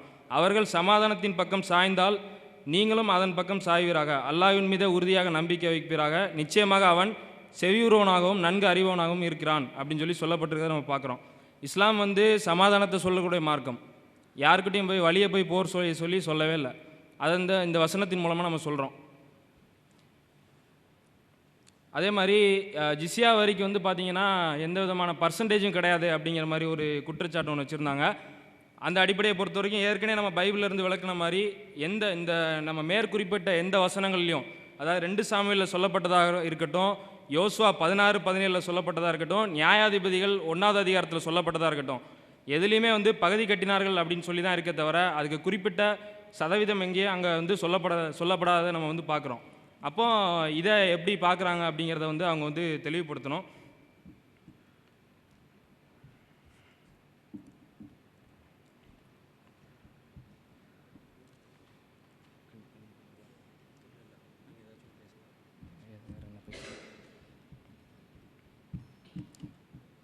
அதே மாதிரி அந்த ஜிஸ்யாங்கிறது வந்து அநீதி அப்படின்னு சொல்லி ஒரு ஆர்கியூமெண்ட் ஒன்று வச்சுருந்தாங்க.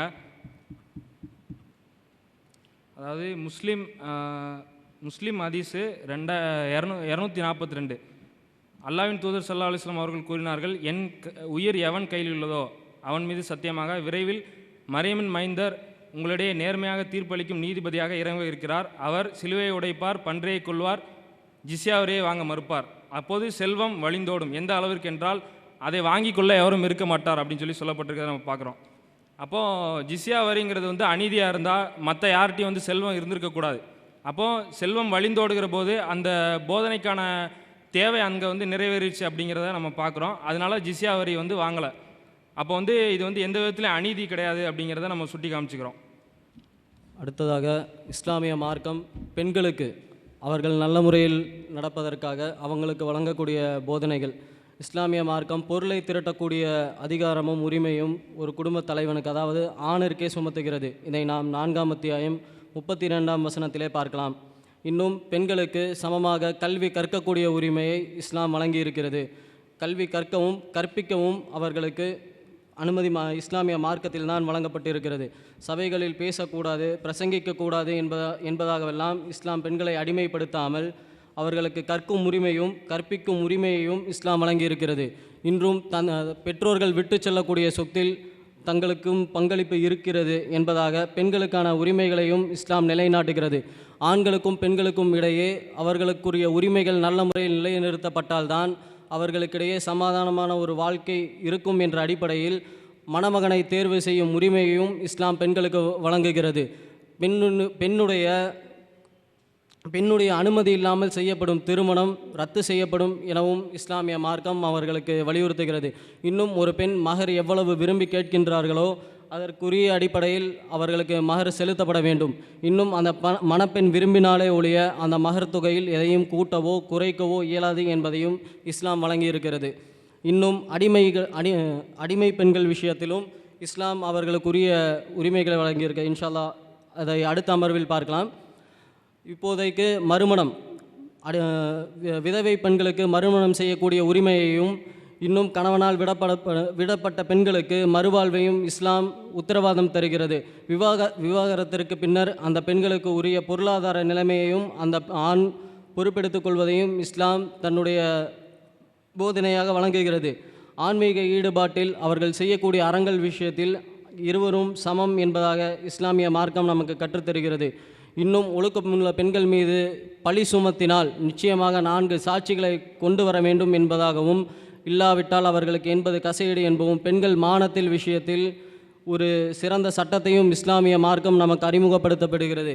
கற்புள்ள பெண்கள் விஷயத்தில் அவதூறு சுமத்தப்படுவது மிகப்பெரிய குற்றமாகவும் அதை செய்பவர்கள் கடுமையான தண்டனைக்குரியவர்களாகவும் இஸ்லாமிய மார்க்கம் இங்கே பதிவு செய்கிறது. இன்னும் பண்பாடுகள் விஷயத்தில் ஹிஜாபுடைய காரியத்தை இஸ்லாமிய மார்க்கம் ஒவ்வொரு பெண்ணின் மீதும் கடமையாக்கி இருக்கிறது. இந்த ஹிஜாபுடைய சட்டத்தை பொறுத்த வரைக்கும் இது அவர்களுடைய மானத்தை பாதுகாக்கக்கூடியதாகவும், இன்னும் அவர்களுடைய கற்புகள் விஷயத்தில் அவர்களுக்கு ஒரு சிறந்த ஒரு சட்டமாகவும் அவர்களுக்கு வழங்கி இருக்கிறதை நாம் பார்க்கலாம்.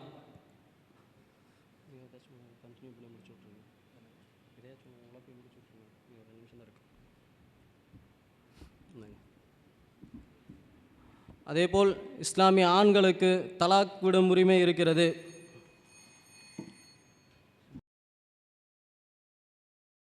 குறித்து அன்பு செலுத்தணும்னு சொல்லி அவர் ஒரு செய்தியை சொன்னார். அதுக்கு தான் அதில் இருந்து ஒரு அல் குர்ஆன் 9:23 ஒரு செய்தியை பதிவு பண்ணிக்கிட்டோம். ஈமான் கொண்டவர்களே, உங்கள் தந்தைமார்களும் உங்கள் சகோதரர்களும் ஈமானாய் விட்டு குப்பரை நேசிப்பார்களானால் அவர்களை நீங்கள் பாதுகாப்பாளராக எடுத்துக்கொள்ளாதீர்கள். உங்களில் யாரேனும் அவர்களை பாதுகாப்பாளராக எடுத்துக்கொண்டால் அவர்களை தான் அநியாயக்காரர் ஆவார்கள். இங்கே அல்லாஹ் ஒரு காரியத்தை சொல்லி காமிக்கிறான். தந்தையும் தாயும் யார் சகோதரர்கள் கூட யார் அல்லாவை ஏற்றுக்கொள்ளாட்டி என்ன செய்யணுமா?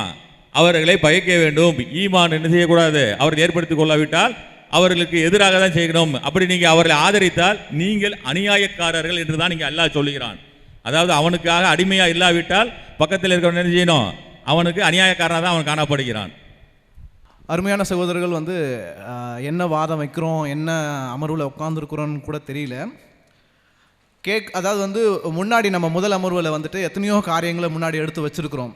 அதுக்கு ஒன்றுக்கு கூட அதுக்கு ஒரு காரணத்தையோ ஒரு பதிலையோ சொல்கிறதுக்கான எந்த ஒரு முயற்சியுமே அவங்க எடுக்க தவறி இருக்கிறாங்க. சம்பந்தம் இல்லாத காரியங்களை தான் அவங்க பதிவு செய்திருக்கிறத பார்க்குறாங்க. உதாரணத்துக்கு பார்க்கும்போது மதத்திற்காக இந்த உங்களுடைய இஸ்லாம் போர் செய்ய சொல்லியிருக்குதே அப்படிங்கிறத நம்ம ஒரு கேள்வியாக வச்சா அதுக்கு என்ன அவங்க பதிலாக கொடுக்குறாங்கன்னா, இல்லை ஜிகாதீஸை கூட உங்களுடைய பெற்றோர்களை பாதுகாக்கணும், உங்கள் பெற்றோர்களை நீங்கள் பராமரிக்கிறதுக்காக நீங்கள் போக வேண்டாம்னு சொன்ன சம்பவங்கள்லாம் கூட இருக்குது. என்னங்க இது? எதுக்கு மதத்துக்காக போருன்னு கேட்டாக்கா, மதத்துக்காக போருக்கு போனவங்களில் சில பேரை உங்கள் பெற்றோர்களை பார்த்துக்குங்க, அதுக்காக நீங்கள் போருக்கு போக வேண்டாம், இதுவா அதுக்கு பதில்? அடுத்தது ஜிஸ்யா வரி, மதத்திற்காக நல்லா தெளிவாக கேட்டுக்கணும், மதத்திற்காக ஒரு வரி போடப்பட்டிருக்குதே அப்படிங்கிறது கேள்வியாக கேட்டாக்கா, வட்டி வாங்குறதெல்லாம் நாங்கள் பற்றி எங்களோட குர்ஆன் பேசியிருக்கு. ஏதாவது சம்மந்தம் இருக்குங்களா? என்ன கேட்குறோங்கிறத வரக்கூடிய அமர்வுலையாது உள்ளே வாங்கிக்கிங்க, செய்திகளை உள்ளே வாங்கிட்டு பேசுங்க. இல்லை ஒருவேளை பேசுறதுக்கு செய்தி இல்லைங்கிறதுக்காக பேசிகிட்டு இருக்கீங்களாங்கிறது தெரியல.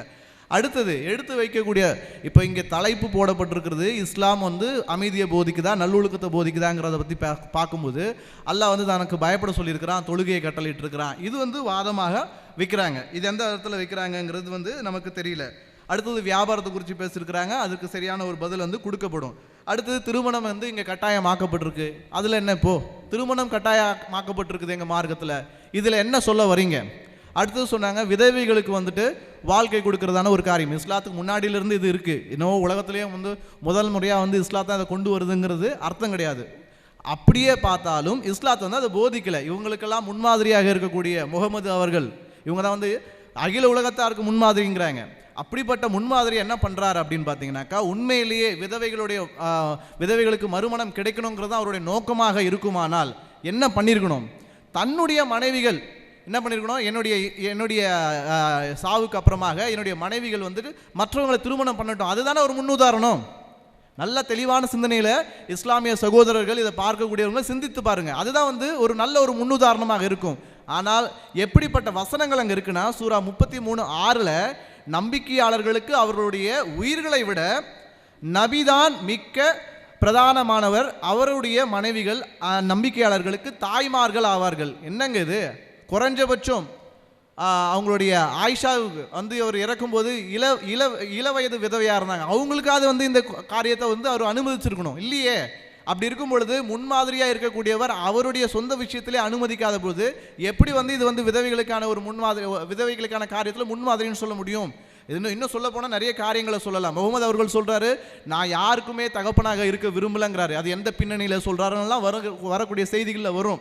நான் யாருக்கும் தகப்பனாக இருக்க விரும்பலை, ஏன்னா நான் நிறைய மனம் முடிக்க வேண்டியிருக்கு. ஆனால் என்னுடைய மனைவிமார்கள் மட்டும் நம்பிக்கையாளர்களுக்கெல்லாம் தாய்மார், அவர் யாரையும் மனம் முடிச்சிடாதீங்க. ஸோ இப்படிப்பட்ட காரியங்கள் இருக்குது. வரக்கூடிய செய்திகளை நம்ம பார்க்கலாம். சகோதரர் சொன்னது போல எதிர்த்தரப்பில் தலைப்புக்குட்பட்டு செய்தியை கொண்டு வருவார்கள் என்று எதிர்பார்த்தோம். ஆனால் சகோதரர்கள் அவர்கள் எழுதி கொண்டு வந்ததை வாசிக்கும்படி இதிலே கவனமாக இருக்கிறார் என்பதை நீங்கள் முதல் அமர்விலே பார்த்திருப்பீர்கள்.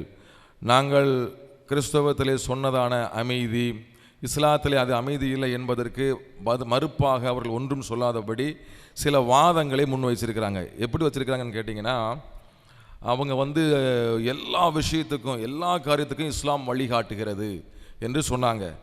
இப்போ எல்லா விஷயத்துக்கும் வழிகாட்டுகிற இஸ்லாம் எப்படி வழிகாட்டுதுன்னு இப்போ நாங்கள் வாசித்து காமிச்சிடுறோம், கவனித்து பாருங்கள். அவர் சொன்னார் ஆரம்பிக்கும் போது, தொழுகையை கடமையாக்குகிறது, காலையில் எந்திரிச்சோன்னு தொழுது, இப்படியெல்லாம் வழிமுறை காட்டியிருக்கிறது இஸ்லாம் என்று சொல்லி ஆரம்பித்தார். இந்த தொழுகை எதுக்கு பயன்படுகிறது இப்போ நான் வாசிக்கிறேன் பாருங்கள். முஸ்லீம் ஹதீஸ் 5335 அப்துல்லா பின் மசூத் அவர்கள் அறிவிக்கிறாங்க, ஒரு மனிதர் நபி அவர்களிடம் வந்து, அல்லாவின் தூதரே, நான் மதீனாவின் புறநகர் பகுதியில் ஒரு பெண்ணிடம் தவறாக நடந்து கொண்டேன். என்ன சொல்ல வர்றார் அப்படின்னா, ஒரு அவுட்டர் ஏரியா, ஆள் நடமாட்டம் இல்லாத அந்த இடத்துல ஒரு பெண்ணை நான் என்ன செஞ்சேன், தவறாக நடந்து கொண்டேன் அப்படின்னு சொல்லிட்டு அவளுடன் உடலுறவு கொள்வதை தவிர வேறு செயல்களை செய்து விட்டேன். நல்லா கவனிங்க, உடலுறவு தான் கொள்ளலை, எல்லாத்தையும் முடிச்சு விட்டாரு. அனைத்தையும் முடிச்சு விட்டு அவர் வந்து கேட்குறாரு, என்ன செய்யறதுன்னு கேட்குறாரு. அப்போ வந்து அவர், இதோ நான் தயாராக நிற்கிறேன், நீங்கள் என்ன தண்டனை கொடுக்குறீங்களோ அந்த தண்டனையை ஏற்றுக்கொள்ள தயாராக இருக்கிறேன் என்று சொல்லி அங்கே சொல்லுகிறார். அதற்கு அந்த ஹதீஸ்கள் வாசிக்கும் போது, அல்லாவே உனது குற்றத்தை மறைத்து விட்டிருக்க, நீ உன் குற்றத்தை மறைத்திருக்க கூடாதா என்று கேட்டார். ஒரு நபி தொடர்ந்து கேட்கிறார், உமர் கேட்கிறாரு, அல்லாவே உன் குற்றத்தை மறைச்சிட்டான்பா, நீ அவுட்டரில் தானே பண்ண, மக்களுக்கு முன்னாடி பண்ணலை, இருட்டில் தான் நீ பண்ணியிருக்க, யாருமே பார்க்கல, அல்லாவே அதை மறைச்சி வச்சுட்டான், நீ ஏன் கொண்டு வந்து சொல்கிற? கவனிச்சு பாருங்க, இந்த ஹதீஸில் என்ன சொல்ல வராரு, தவறு செய்தவனை அல்லாஹ் பார்க்கல, இருட்டுக்குள்ளே செஞ்சதுனால அது யாருக்கு ஏன் வெளியில் வந்து சொல்கிறேன்னு கேட்குறாங்க. கேட்டுட்டு நபி அவர்கள் அதுக்கு அற்புதமான ஒரு வசனத்தை சொன்னார். சூரா 11ஆம் அதிகாரம் 114வது அந்த ஆயத்து அப்போ தான் அருளப்படுகிறது. அந்த ஆயத்தில் என்ன சொல்றான்னா, பகலின் இரு ஓரங்களிலும் இரவின் சில பகுதிகளிலும் தொழுகையை நிலைநாட்டுவீராக, தீமைகளை நன்மைகள் தீமைகளை அழித்து விடும் என்று சொல்லுகிறார். இங்கே நம்ம பார்க்குறோம், தொழுகையை நீ செஞ்சுட்டு போய்கிட்டே இருறா. தொழுகையை குறித்து சகோதரர் சொன்னார், நீ இந்த தொழுகை நீ எதுக்கு செய்யணும், ஒரு பெண்ணை நீ என்னன்னாலும் செஞ்சுட்டு அதற்கு நீ என்ன செஞ்சிடலாம், நீ தொழுகை செஞ்சால் முடிஞ்சு போச்சு.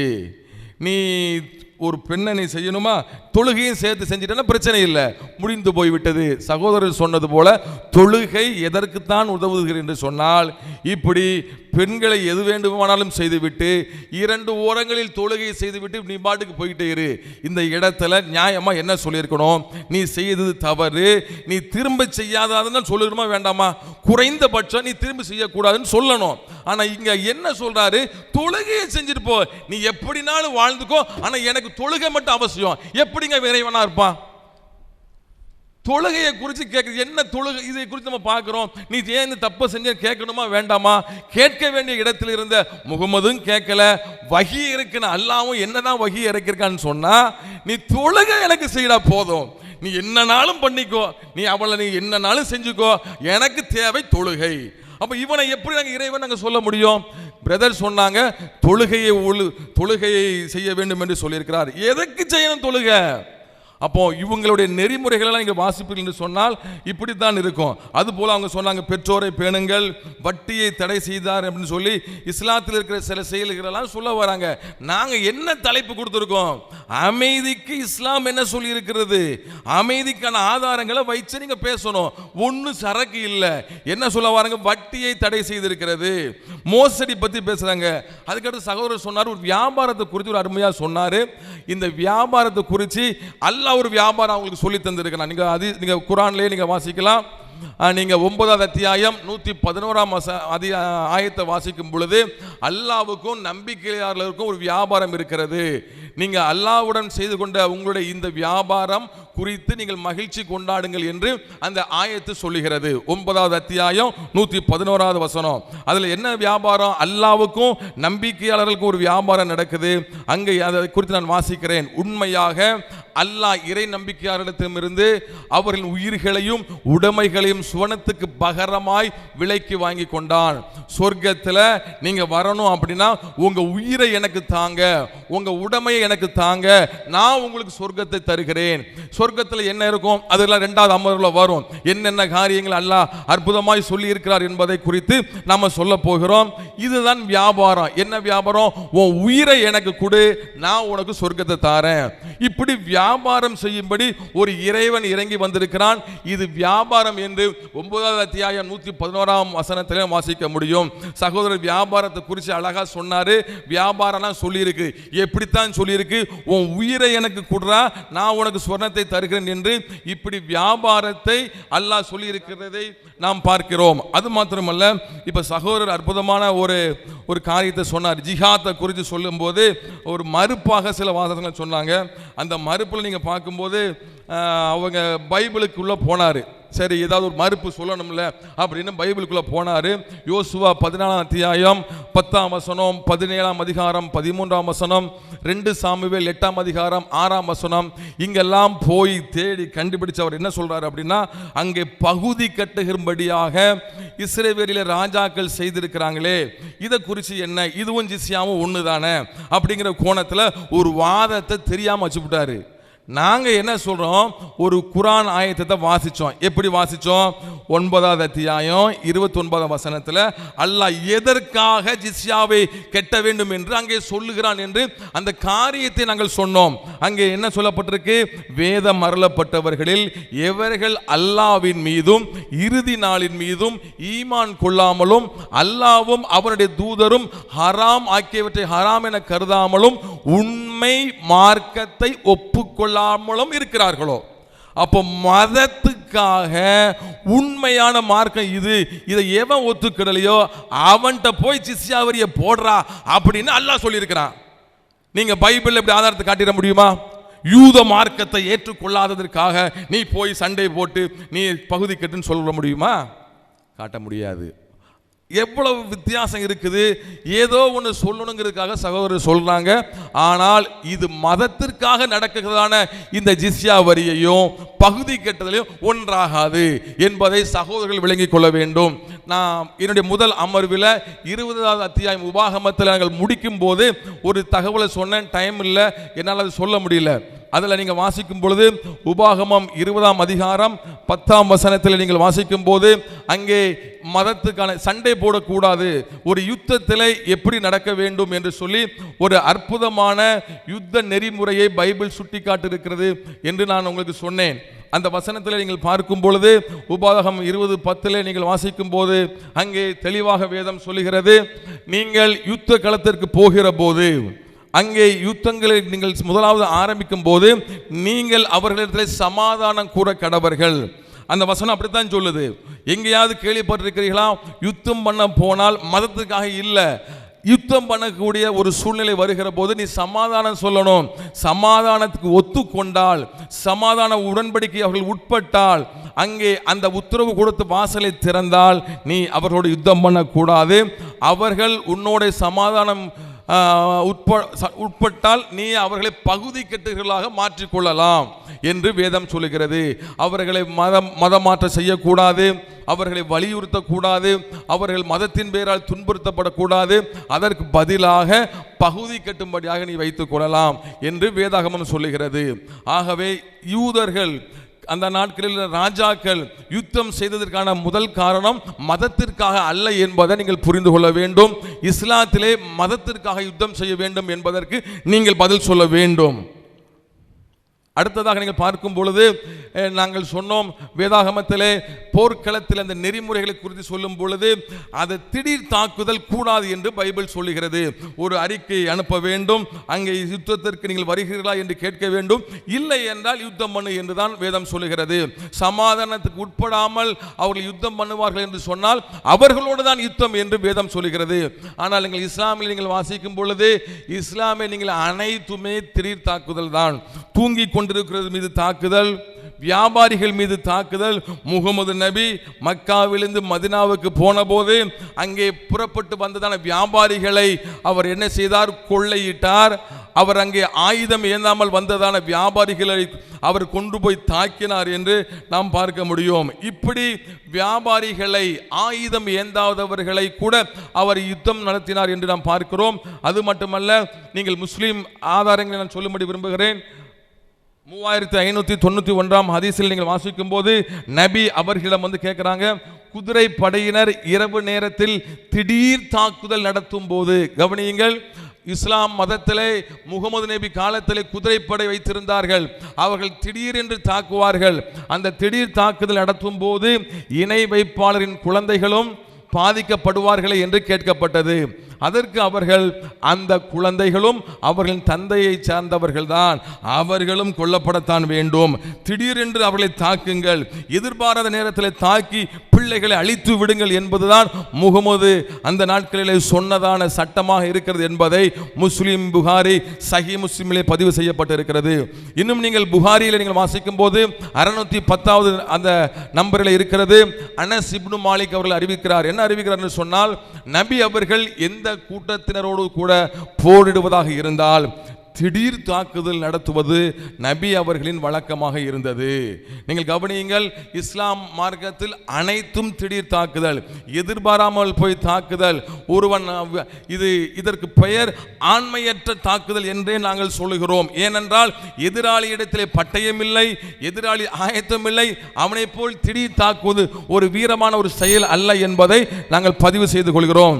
அது மாத்திரமல்ல, இஸ்லாம் மார்க்கத்தை குறித்து சில விஷயங்களை நாங்கள் இப்பொழுது ஒரு கிளிப்பிங்ஸ் மூலமாக நாங்கள் போட இருக்கிறோம். அதில் முதலாவதாக இஸ்லாம் என்றால் என்ன என்பதை குறித்து நாம் இந்த இடத்துல நாம் பார்க்க இருக்கிறோம்.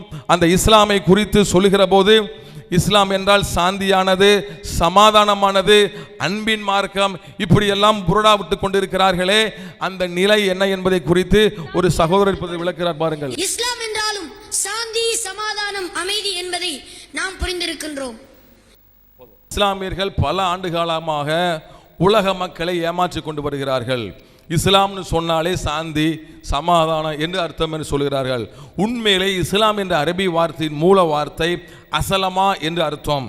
இதனுடைய பொருள் சரணடைதல். சரணடைதல் அப்படி என்றால், போர்க்களத்திலே தோற்கிற ஒரு நபர் எதிராளியிடத்தில் போய் எப்படி சரணடைகிறாரோ அப்படி சரணடைதல் என்பதுதான் இதற்கு நேரடியாக கொடுக்கப்படுகிற பொருள். இது மறைமுகமாக சொல்லுகிற செய்தி. அப்படி சரணடையாவிட்டால் நீ கொல்லப்படுவாய். இஸ்லாம் என்ற வார்த்தைக்கு நேரடியான பொருள் அசலமா, சரணடைதல். அல்லாஹ்க்கு நீ சரணடைய வேண்டும், இல்லை என்றால் நீ கொல்லப்படுவாய் என்பதுதான் இஸ்லாம் என்று சொன்னாலே அதற்கு அர்த்தம். அதோடு கூட இஸ்லாமியன் என்றால், ஒரு முஸ்லிம் என்றால் யார் என்று சொல்லி பொதுவாக சில வரைமுறையை வைத்திருக்கிறார்கள். நீங்கள் இஸ்லாம் மதத்தினரிடத்தில் கேட்கிற போது நம்ம சகோதரர்கள் சொல்லுவாங்க, 5 விதமான தூண்களில் இஸ்லாம் கட்டப்பட்டிருக்கிறது என்று சொல்லுவார்கள். முதலாவதாக ஷஹதா சொல்ல வேண்டும், கலீமா, லா இலாஹி இல்லல்லா முஹம்மது ரசூலுல்லாஹ் என்ற இந்த கலிமாவை சொல்லுகிறவன் தான் முஸ்லீம் என்று சொல்லுவார்கள். அடுத்ததாக அவன் 5 நேரம் தொழுகை செய்ய வேண்டும். ஒரு